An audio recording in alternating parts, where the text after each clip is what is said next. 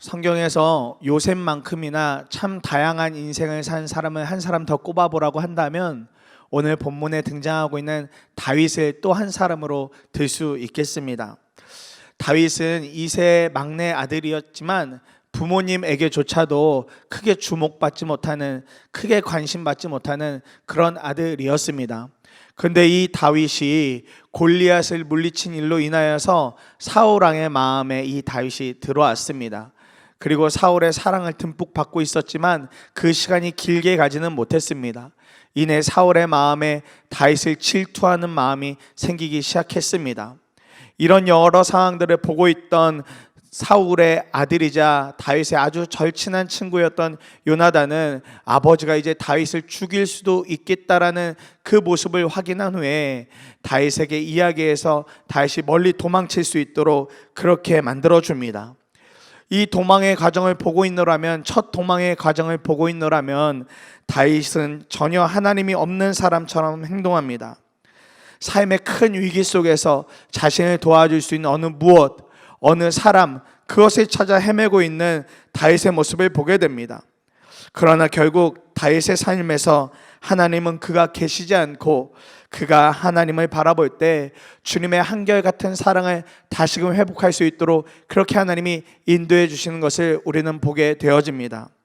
오늘 이러한 다윗의 모습을 통하여서 우리의 삶 가운데 어떤 모습이 실제로 존재하고 있는지 다윗을 통하여서 두 가지의 모습을 함께 살펴보고 붙잡고 기도하기를 원합니다. 그 첫 번째 모습은 어려움이 오면 하나님보다 사람이 먼저 생각나는 것이 우리의 본성이고 우리의 연약함이라는 것입니다. 실제로 눈에 보이는 어려움이 찾아오면 하나님보다는 사람이 먼저 생각나고 사람 먼저 의지하고 싶은 것이 우리의 본성, 우리의 연약함이라는 것. 21장 12절과 13절 말씀에 보면 다윗은 이 말을 듣고 가슴이 뜨끔했다. 그는 가드왕 아기스 옆에 있는 것도 안전하지 못하다는 생각이 들었다. 그래서 그는 그들이 보는 앞에서는 미친 척을 하였다. 그들에게 잡혀있는 동안 그는 미친 사람처럼 행동하여 성문 문짝 위에 아무렇게나 글자를 극적거리기도 하고 수염에 침을 질질 흘리기도 하였다. 이렇게 말씀하고 있습니다. 사울이 자신을 죽일지도 모른다는 생각을 하게 된 다윗은, 두려움에 사로잡힌 다윗은 하나님을 전혀 생각하지도 못하고 있습니다. 그가 요나단의 말을 듣고 도망쳐서 처음 찾아간 사람은 아히멜렉 제사장이었습니다. 그러나 그 아히멜렉 제사장을 찾아가서 다윗은 이런저런 주저리 이런저런 거짓을 섞어가면서 먹을 것을 구하고 무기를 챙겨서 나옵니다. 그리고 나서 그가 찾아간 땅이 굉장히 문제가 되어집니다. 오늘 그가 서 있는 땅은 블레셋 가드 땅입니다. 이 블레셋 가드 땅이 어느 땅입니까? 그가 하나님을 욕했던 골리앗을 물리친 바로 그 골리앗 장군의 땅이 되어집니다. 이 골리앗의 나라에 가서 자신의 생명을 구걸하는 듯한 모습을 지금 다윗이 보여주고 있는 것입니다. 다윗 생각에 적국으로 들어가기만 한다면 아무리 사울일지라도 자신을 쫓아와서 자신을 죽이지 못할 것이라는 지극히 좁은 사람의 생각으로 바로 그 땅에 들어가 있는 모습인 것입니다. 이 사람이 당당하게 하나님의 이름을 높이며 하나님의 이름으로 나아가서 골리앗을 물리쳤던 바로 그 사람, 바로 그 다윗입니다. 다른 사람이 아닙니다. 생명이 어떻게 될지 모르는 그 상황 속에서 하나님도 체면도 다 잃어버린 그런 존재가 된 다윗의 모습입니다. 그토록 하나님을 신뢰하던 다윗은 보이지 않고 목숨 하나 건지겠다고 미친 척하며 살아가고 있는 바로 이 모습을 다윗이 보여주고 있는 것입니다. 그러나 저는 다윗의 이 모습을 보면서 저런 믿음 없는 사람, 저런 믿음이 형편없는 사람, 이렇게 말할 수 있는 처지가 아니었습니다. 어느 누구라도 생명의 위협을 받게 되는 상황이라면 다윗처럼 행동하게 되지 않겠습니까? 당장 자신을 죽이러 오는 누군가가 있다, 당장 내 몸에 어떤 중한 병이 생겼다 그러면 우리는 어쩌면 다 다윗과 같은 행동을 하게 될지 모릅니다. 당장 나를 보호해 줄 사람 없을까? 당장 내 편이 되어져서 나를 좀 잡아줄 사람 없을까 하고 찾아다니게 될 것입니다. 이 모습이 바로 저의 모습 같아서 저는 전혀 다윗의 이 모습을 묵상하면서 정말 믿음 없는 사람, 형편없는 사람 이렇게 말할 수가 없었던 것입니다.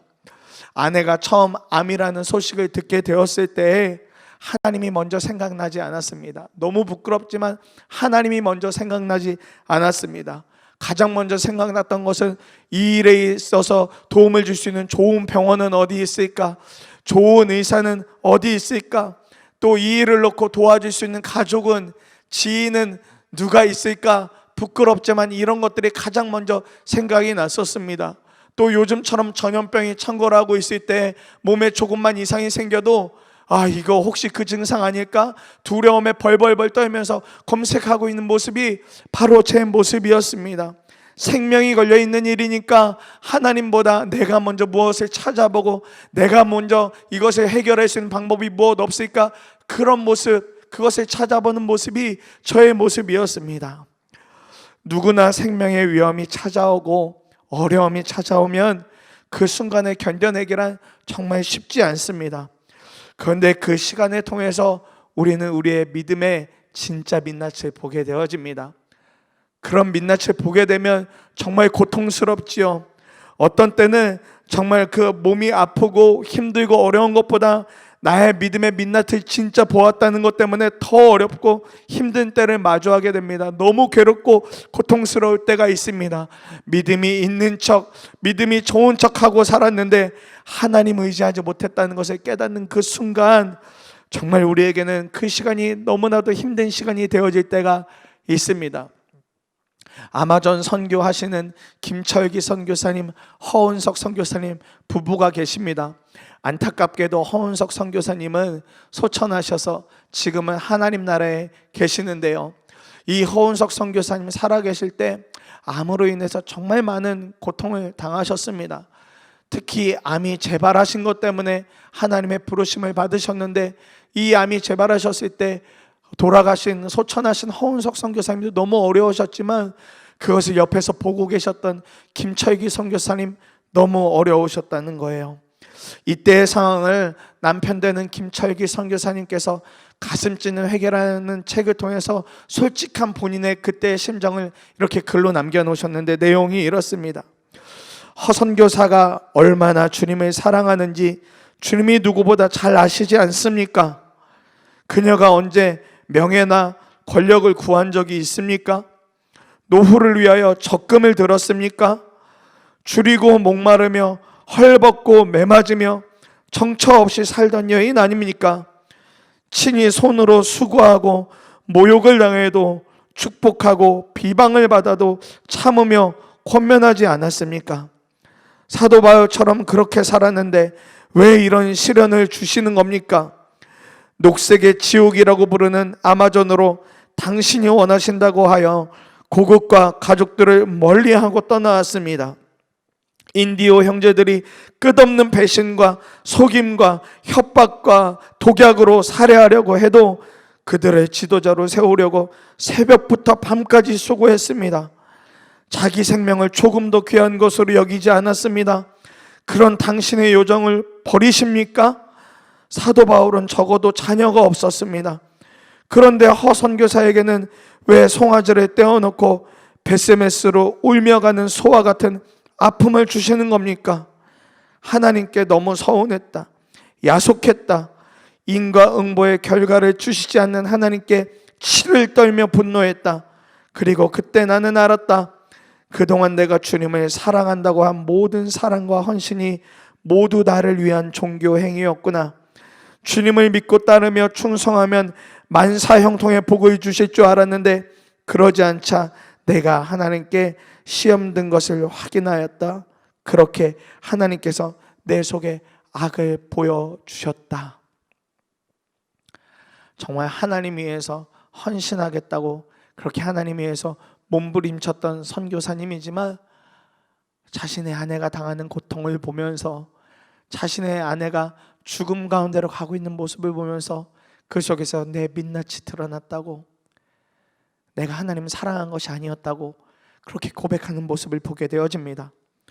오늘도 우리는 다윗과 같이 어쩌면 큰 생명의 위협 앞에서 살아가고 있는지도 모릅니다. 전염병의 위세는 전혀 꺾일 기미가 보이지 않고 그 일로 인하여서 이런저런 몸과 마음의 병으로 신음하고 있는 분들이 참 많이 계신 것을 보게 됩니다. 어쩌면 너무 가혹하다고 여길 정도로 힘든 시간을 우리는 보내고 있는지도 모릅니다. 그리고 그 사이에 더욱더 큰 어려움은 하나님을 믿는 믿음이 희미해지고 있는지도 모릅니다. 그러나 사랑하는 여러분, 저는 오늘 그 모습이 아니라 다윗의 그 미친 척하고 있는 모습이 아니라 바로 그 다음 행보에서 우리가 진짜 쫓아가야 될 영적인 반전, 영적인 모습을 발견하게 되었습니다. 다윗은 그 상태로 그곳에 머물러 있지 않았습니다. 자신의 믿음이 무너진 자리를 다윗은 미련 없이 떠나갔습니다. 더 이상 사람을 의지할 것이 아니라는 판단 속에서 홀로 굴 속으로 들어가게 됩니다. 이곳이 바로 주님의 한결같은 사랑을 회복하는 장소가 되어집니다. 오늘 22장 1절에 보면 다윗은 거기에서 떠나 아둘람 굴 속으로 몸을 피하였다. 다윗은 오늘 그곳을 떠나 아둘람 굴 속으로 몸을 피하였다라고 말씀하고 있습니다. 이 아둘람 굴 속에서 다윗이 지은 시편을 우리는 잘 알고 있습니다.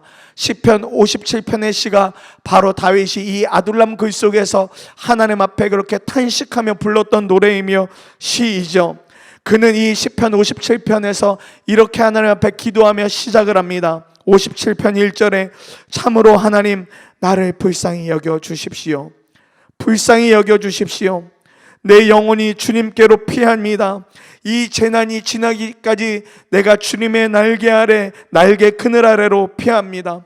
이 재난이 지나기까지 내가 주님의 날개 그늘 아래 피합니다. 이렇게 다윗이 고백하고 있습니다.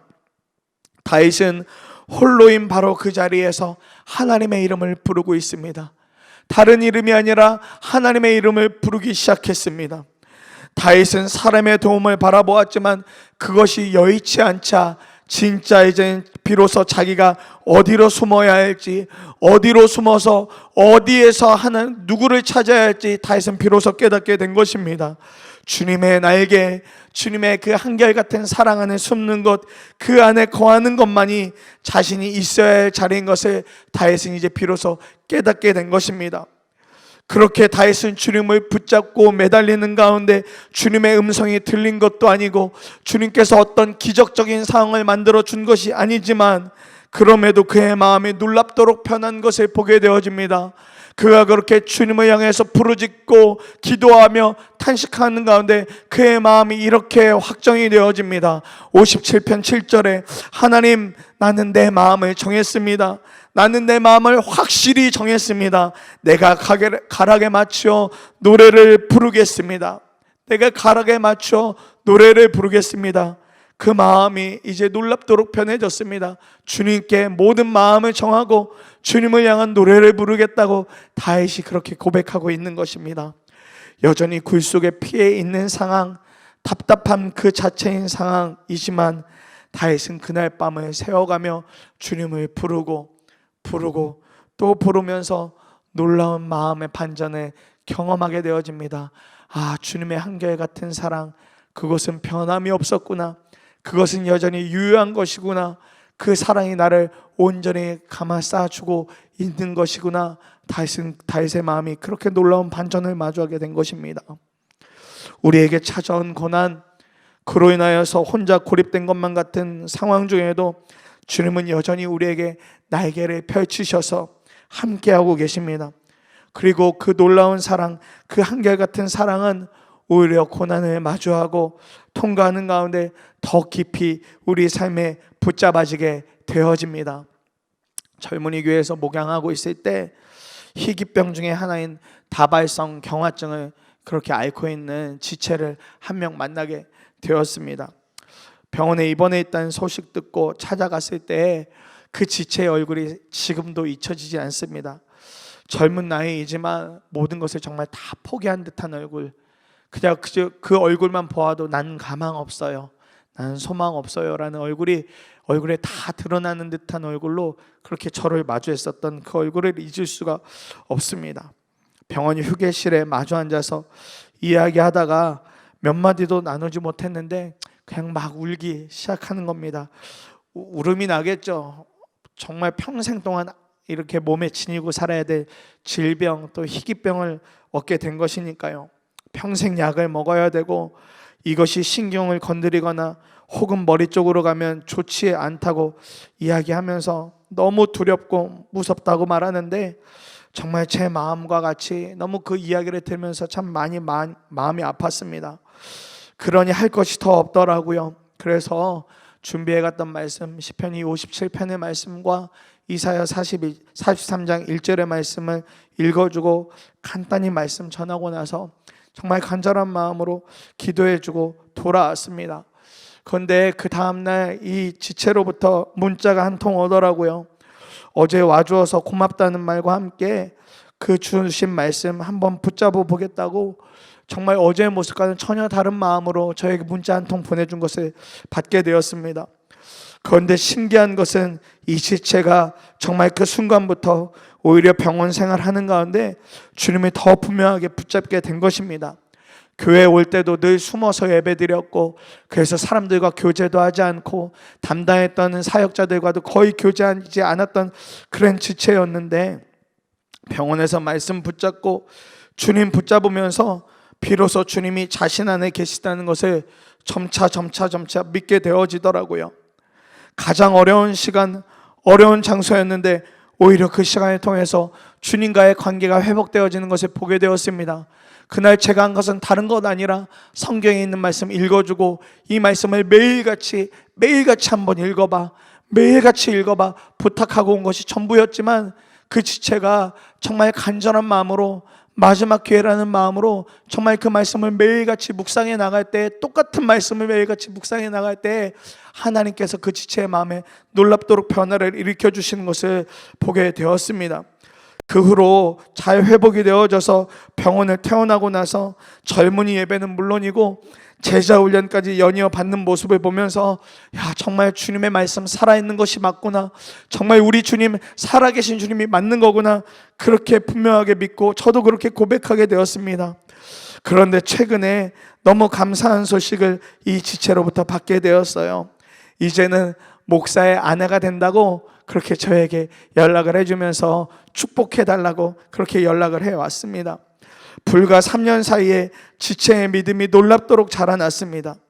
주님과의 독대한 시간을 통해서 자신이 있어야 할 자리를 분명히 알고서 누리는 은혜, 이 지체가 너무 많이 누리고 있더라고요. 여전히 건강은 그대로입니다. 평생 동안 몸을 돌봐야 되고 자신의 몸에 스스로 주사를 놓으면서 또 약을 먹어가면서 평생의 삶을 살아야 된다는 것은 전혀 바뀌지 않았습니다.